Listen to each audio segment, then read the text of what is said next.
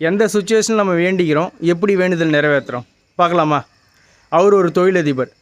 ஒரு கப்பலில் போயிட்டுருக்காரு. கப்பல் நடுக்கடலில் போயிட்டுருக்கும்போது திடுதிப்புன்னு மிக பயங்கரமான சூறாவளி காற்றடிக்குது. ஓகே, அப்போ கப்பல் கவுந்துற போதும் எல்லாருக்கும் பயம் வந்துருச்சு. அவங்களுக்கு லைஃப் ஜாக்கெட்டே இருந்தாலுமே அந்த சில் தண்ணியில் அரை மணி நேரத்தில் உயிர் போயிடுன்ற பயம் வந்துருச்சு. உடனே தொழிலதிபர் வந்து வேண்டிக்கிறாரு. என்ன வேண்டாரு கடவுளை?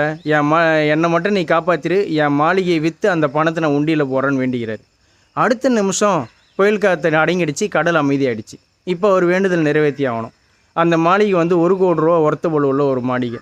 சரி, நேராக என்ன பண்ணுறாரு, மக்களை கூட்டு விற்கிறதுக்கான அனௌன்ஸ்மெண்ட் பண்ணுறாரு. எப்படி பண்ணுறாரு? இங்கே பாருங்கள், என் மாளிகையோட விலை ₹1. ஓகே, ஆனால் ஒரு கண்டிஷன், என் மாளிகையை நீங்கள் வாங்கிக்கணுன்னா என் பூனையை நீங்கள் வாங்கிக்கணும். ஓகே, அப்போ பூனையோட விலை கேட்குறாங்க. பூனையோட விலை ₹1 கோடி. இவர் என்ன பண்ணிட்டாரு, மாளிகையை விற்ற காசு ₹1, அதை எடுத்துமே உண்டியில் போட்டார்.